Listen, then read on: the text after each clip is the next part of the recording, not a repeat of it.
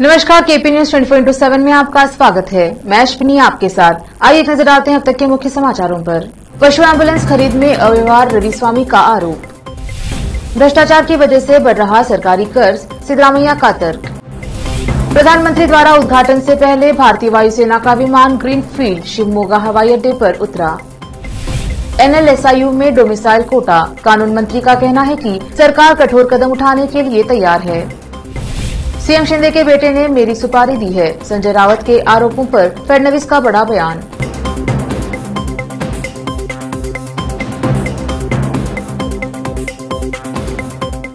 समाचारों का सिलसिला शुरू करते हुए देखते हैं समाचार विस्तार से। पहले देखेंगे समाचार स्थानीय।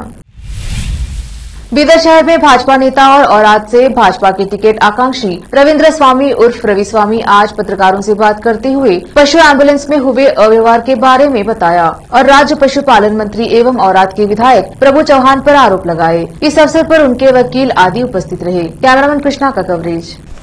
कर्नाटक राज्य में जनवरी 31 को पशु संगोपन इलाके में जो 290 एम्बुलेंस का जो टेंडर हुआ था, इसमें तकरीबन 200 करोड़ का हगरण हुए सो बोल के मैं आरोप कर रहा हूँ नेर प्रभु चौहान जी के ऊपर। और इनके इलाके में हुए सो है। कैसा बोलो तो 4 टेंडर पार्टिसिपेशन थे उसके अंदर, जिनको एक्सपीरियंस नहीं है टोटली। एडोस्पार्क करके कंपनी है जो मुंबई बेस्ड है, प्रभु चौहान भी मुंबई वाले हैं। वो कंपनी वाले के साथ बड़ा ಒಪ್ಪಂದ कर लेके, जिनको एक्सपीरियंस नहीं है वो फील्ड में, ना जानवरों को फील्ड में ना हेल्थ फील्ड में कुछ भी, ऐसे कंपनी को टेंडर देके उनके साथ में बड़ा ओपन कर लिए सो है। ये हम मांग करते हैं हाईकोर्ट के जो पीठ है, न्यायाधीश रहते हैं, उनके हाथ से इंक्वायरी करा के इसमें जो सत्यता असत्यता है जो भी है वो बाहर निकलना बोल के हमारा एकता फाउंडेशन की तरफ से हमारा मनवी है।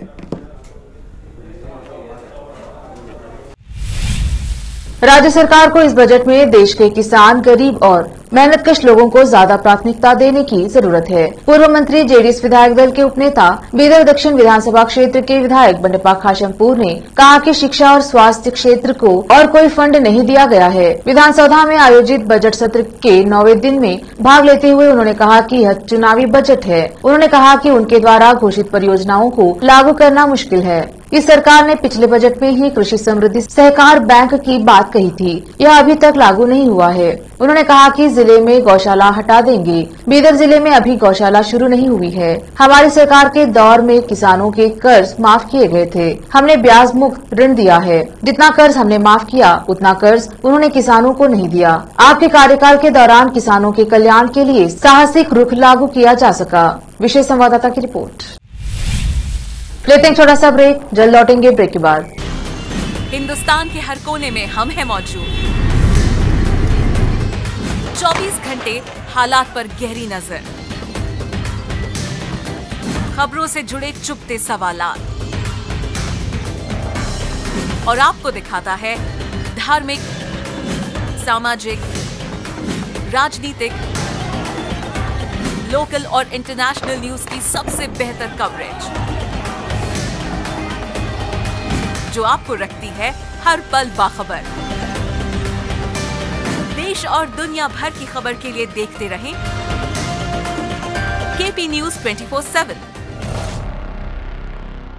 ब्रेक के बाद स्वागत है आपका। देखते हैं आगे के समाचार।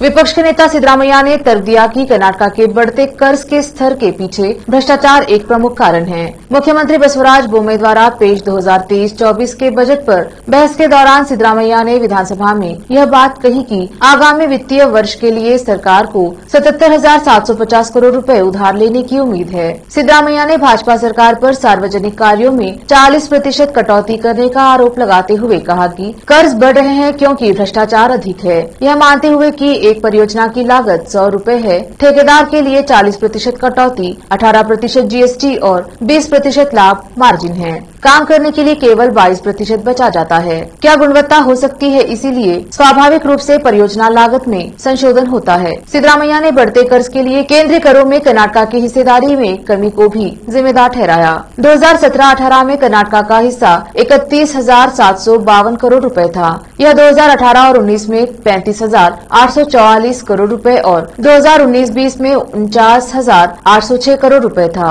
उन्होंने कहा कि यह 2020-21 और 2021 21-22 में सिकुड़ गया। चालू वित्त वर्ष में राज्य को 34,000 करोड़ रुपए मिले हैं और अगले वित्त वर्ष में हमें 37,000 करोड़ रुपए मिलेंगे।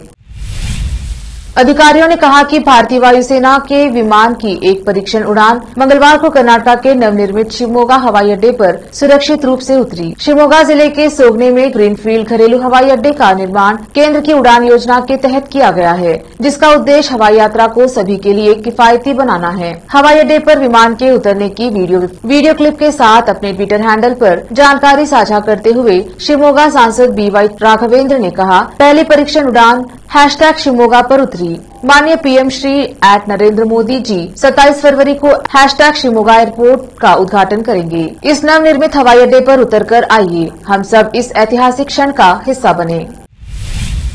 कानून मंत्री JC मधुस्वामी ने विधानसभा को बताया कि अगर राज्य सरकार कर्नाटक के छात्रों को 25% डोमिसाइल आरक्षण नहीं देती है तो national law school of India university NLSIU के खिलाफ कठोर कदम उठाने से नहीं हिचकेगा। मधुस्वामी भाजपा विधायक S सुरेश कुमार का जवाब दे रहे थे, जिन्होंने सवाल किया था कि NLSIU कर्नाटक के छात्रों को 25% सीटें क्यों नहीं दे रहा है। मार्च 2020 में विधानसभा ने कन्नडिगा छात्रों के लिए प्रमुख संस्थान में 25% सीटें आरक्षित करने के लिए national law school of India संशोधन विधेयक पारित किया। मधुस्वामी ने कहा कि यह उच्च न्यायालय द्वारा रोक दिया गया था और सरकार ने उच्चतम न्यायालय का रुख किया है। कर्नाटक के मुख्यमंत्री बसवराज बोम्मई ने कर्नाटक राज्य सड़क परिवहन निगम KSRTC के तहत 15 नई स्लीपर बसें लॉन्च की। बसों के शुक्रवार से चालू होने की उम्मीद है और ज्यादातर राष्ट्रीय राजमार्गों पर चलेंगी। वाहन वोल्वो स्लीपर बसें हैं, जिनका नाम अंबारी उत्सव यात्रा का उत्सव है। बसों का संचालन कुंदापुर से बेंगलोर, मंगलूर से पुणे, बेंगलुरु से सिकंदराबाद, बेंगलुरु से हैदराबाद, बेंगलुरु से एर्नाकुलम, बेंगलुरु से तिरुवनंतपुरम, बेंगलुरु से त्रिशूर और बेंगलुरु से पणजी जैसे रूटों पर किया जाएगा। KSRTC ने लॉन्च के पहले चरण में 50 बसें लॉन्च करने की योजना बनाई है। फोन के लिए एक होल्डर के साथ 40 बर्थ प्रदान किए गए हैं। इन बसों में entry sleep regulation system ASR, चालक के लिए घुटने की सुरक्षा, आगे और निलंबन प्रणाली, आग बुझाने की मशीन और अन्य सुविधाओं के साथ छत से बचने के लिए इनबिल्ट सुरक्षा सुविधाएं भी शामिल हैं। लेते हैं छोटा सा ब्रेक, जल्द लौटेंगे ब्रेक के बाद। नूर एजुकेशन ट्रस्ट बीदर की ओर से चलाए जाने वाला नूर M.Ed and B.Ed college Bidar, recognized by NCTE Delhi and affiliated to Gulbarga University, Gulbarga. Admission are open for the academic year 2022-23. विशेषज्ञ और सक्षम शिक्षकों द्वारा शिक्षा प्राप्त करने के लिए नूर M.Ed and B.Ed कॉलेज में दाखिला लें और शांत वातावरण में शिक्षा प्राप्त करें। बीदर शहर में बेहतर शिक्षा का एकमात्र केंद्र Noor M.Ed and B.Ed college, Shahpur gate, Bidar. Phone numbers 9945283920, 8482221297। Break के बाद स्वागत है आपका। देखते हैं देश के अन्य राज्यों के समाचार। शिवसेना उद्धव बालासाहेब ठाकरे के नेता संजय राउत ने मंगलवार को पुलिस और सरकार को चिट्ठी लिखकर मुख्यमंत्री एकनाथ शिंदे के बेटे से जान को खतरा होने का आरोप लगाया है। उन्होंने कहा कि शिंदे के सांसद बेटे ने एक क्रिमिनल को उनकी सुपारी। राउत के आरोपों पर महाराष्ट्र के उप मुख्यमंत्री देवेंद्र फडणवीस ने इसे जहां सनसनी फैलाने की कोशिश करार दिया है, वहीं शिवसेना के एक विधायक ने आरोपों को एक घटिया हथकंडा करार दिया। राउत ने अपनी चिट्ठी में कहा, लोकसभा सदस्य श्रीकांत शिंदे एकनाथ शिंदे के बेटे ने मुझे मारने के लिए ठाणे के अपराधी राजा ठाकुर को सुपारी दी है। मैंने उसी के संबंध में पुष्टि की है। मैं आपको एक जिम्मेदार नागरिक के रूप में सूचित कर रहा हूं। राउत ने मुंबई पुलिस कमिश्नर को लिखे एक पत्र में आरोप लगाए हैं, जिसकी प्रतिक्रिया गृह विभाग की जिम्मेदारी संभाल रहे महाराष्ट्र के उप मुख्यमंत्री देवेंद्र फडणवीस और ठाणे शहर के पुलिस को भी भेजी गई है। रेल मंत्रालय ने VIP कल्चर की छुट्टी कर दी है। रेल मंत्री अश्विनी वैष्णव ने अधिकारियों को कार्यक्रम के दौरान स्नैक्स के बजाय काम पर ध्यान देने की नसीहत दी है और अब दफ्तर में घंटी न बजाने का फैसला किया है। VVIP संस्कृति खत्म करने के लिए रेलवे मंत्री ने मंत्रालय के दफ्तर से घंटियां हटाने का फैसला किया है। रेल मंत्री अश्विनी वैष्णव ने विभागीय दफ्तरों में परिचारकों को बुलाने के लिए इस्तेमाल की जाने वाली घंटी को हटाने के आदेश जारी किए हैं। सूत्रों के मुताबिक रेलवे मंत्री ने स्पष्ट निर्देश दिया है कि ऑफिस अटेंडेंट को बुलाने के लिए घंटी का इस्तेमाल बंद कर उन्हें व्यक्तिगत रूप से बुलाना चाहिए। निर्देशों को पूरी तरह से लागू करने के उद्देश्य से वैष्णव ने अपने कार्यालय में लगी घंटी भी हटा दी है। इससे पहले रेल मंत्री अश्विनी वैष्णव ने विभाग के कर्मचारियों को किसी साइट पर जाने या कार्यक्रम के दौरान पूरा फोकस काम को उसकी समय सीमा के भीतर पूरा करने के निर्देश दिए थे, न कि वह चाय, समोसे या खाने पीने की व्यवस्था पर। उन्होंने कहा कि वीआईपी कल्चर को खत्म करने के लिए ये बेहद जरूरी है कि अधिकारी अपनी जिम्मेदारी को समझें। कांग्रेस ने विदेश मंत्री एस जयशंकर द्वारा चीन को लेकर की एक टिप्पणी का हवाला देते हुए बुधवार को आरोप लगाया कि उन्होंने देश की सेना का हौसला तोड़ा है। पार्टी प्रवक्ता सुप्रिया श्रीनेत ने यह दावा किया है कि जयशंकर आजाद भारत के सबसे विफल विदेश मंत्री हैं। उन्होंने संवाददाताओं से कहा, विदेश मंत्री एस जयशंकर ने एक इंटरव्यू में चीन को लेकर जो बोला है वो चिंताजनक है। जयशंकर ने भले ही राहुल गांधी का अपमान करने का प्रयास किया, लेकिन असल में उन्होंने अपमान भारतीय सेना और भारत की भूभागीय अखंडता का किया है। विदेश मंत्री ने देश के सैनिकों का हौसला तोड़ने का काम किया है।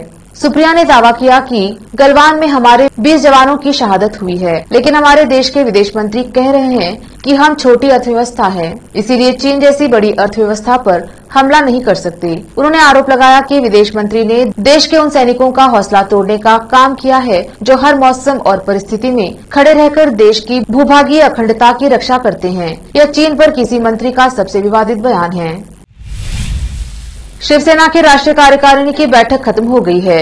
इस कार्यकारिणी में महाराष्ट्र के मुख्यमंत्री एकनाथ शिंदे को शिवसेना का प्रमुख नेता बनाया गया है। मंगलवार शाम मुंबई में शिवसेना की पहली राष्ट्रीय कार्यकारिणी की बैठक में यह फैसला लिया गया है। शिंदे गुट को असली शिवसेना के रूप में मान्यता और पार्टी का चुनाव चिन्ह तीर कमान मिलने के बाद यह पार्टी की पहली मीटिंग है। राज्य के उद्योग मंत्री उदय सामंत ने बैठक में पारित प्रस्तावों की घोषणा की। उदय सामंत ने घोषणा करते हुए बताया कि पार्टी की बैठक में वीर सावरकर को भारत रत्न देने का प्रस्ताव भी पास किया गया है। इसके अलावा इस बैठक में मराठी भाषा को अभिजात भाषा का दर्जा दिलाने की मांग भी शामिल है। वहीं आगे उन्होंने कहा कि उनके पार्टी ने प्रस्ताव रखा है कि स्थानीय भूमि पुत्रों को नौकरी में 80% स्थान दिया जाए। इसके अलावा चर्चगेट रेल स्टेशन को चिंतामन राव देशमुख का नाम दिया जाने का प्रस्ताव भी किया गया है। राज्य के उद्योग मंत्री सामंत ने कहा, बैठक की अध्यक्षता शिवसेना के प्रमुख नेता मुख्यमंत्री एकनाथ शिंदे ने की। मंत्री ने आगे कहा कि शिवसेना पार्टी के निर्णय पर अभिनंदन प्रस्ताव पास किया गया है। राज्य के उद्योग मंत्री ने बताया कि पार्टी ने मराठी छात्रों के लिए एमपीएससी और यूपीएससी परीक्षा के लिए ट्रेनिंग कोचिंग में मदद दी जाएगी। अब समाचार विदेश के। कश्मीर में जन्मे जिहादी कमांडर एजाज अहमद की अफगानिस्तान में मौत हो गई है। वह इस्लामिक स्टेट के लिए काम करता था। अफगानिस्तान की राजधानी काबुल और जलालाबाद में भारतीय लोगों पर आत्मघाती हमले करवाता था। भारतीय खुफिया एजेंसियों और परिवार के सदस्यों ने भी एजाज की मौत की पुष्टि की है। एजाज श्रीनगर का रहने वाला था और जनवरी में उसे गृह मंत्रालय ने आतंकी घोषित किया था। बताया जा रहा है कि तालिबान के एक्शन में इस आतंकी की मौत हुई है। भारत ने तालिबान से यह पूरा मामला उठाया था। मीडिया रिपोर्ट्स के मुताबिक एजाज की बहन फहमीदा शफी ने बताया है कि उसे अधिकारियों ने आतंकी के मारे जाने की सूचना दी है। फहमीदा ने कहा कि पुलिस ने उनके छोटे भाई को कुछ दिन पहले ही बुलाया था और यह सूचना दी थी। मैं नहीं जानती हूँ कि यह सही है या नहीं, लेकिन मैं तब से रो रही हूँ। जम्मू कश्मीर पुलिस ने इस मौत पर कोई बयान नहीं दिया है। खुफिया सूत्रों ने बताया कि एजाज को संभवतः ISIS के खिलाफ चलाए गए अभियान में मार गिराया है। अमेरिका के राष्ट्रपति जो बाइडेन ने पूरी दुनिया को चौंकाकर अचानक यूक्रेन का दौरा किया है। इस दौरान वे यूक्रेन के राष्ट्रपति जेलेंस्की के साथ नजर आए। वे पोलैंड के रास्ते ट्रेन से यूक्रेन आए थे। इस दौरान उन्होंने रूस पर निशाना भी साधा। उन्होंने कहा कि रूस अपने मकसद में कभी कामयाब नहीं हो पाएगा। नाटो के देश पूरी तरह यूक्रेन के साथ खड़े हैं। इन सब के बीच जो बाइडेन बुधवार को पोलैंड में नाटो के पूर्व क्षेत्र के नेताओं से मुलाकात कर आगे की रणनीति पर चर्चा करेंगे। नाटो के पूर्वी देश रूस के हमले की सबसे ज्यादा जद में है। यदि भविष्य में जंग और गहराई तो ऐसी स्थिति में नाटो के पूर्वी देशों को क्या करना होगा, इस रणनीति पर भी चर्चा की उम्मीद है। एक नजर फिल्मों के समाचारों पर। जॉर्जिया एंड्रियानी और वरुण भगत की हॉट केमिस्ट्री ने मचाया धमाल। रिलीज होते ही छाया सॉन्ग बीबा।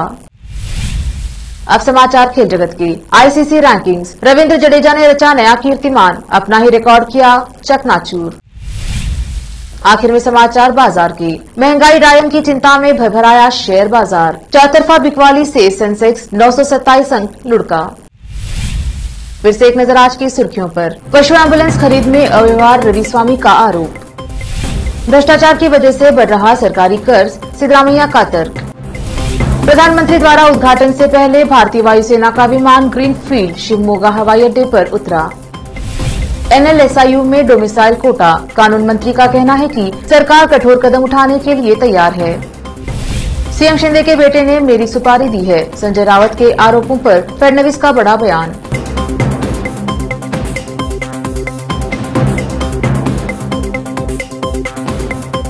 केपी न्यूज के 9 बजे के बुलेटिन में आज इतना ही। देखते रहिए केपी न्यूज 24/7। धन्यवाद।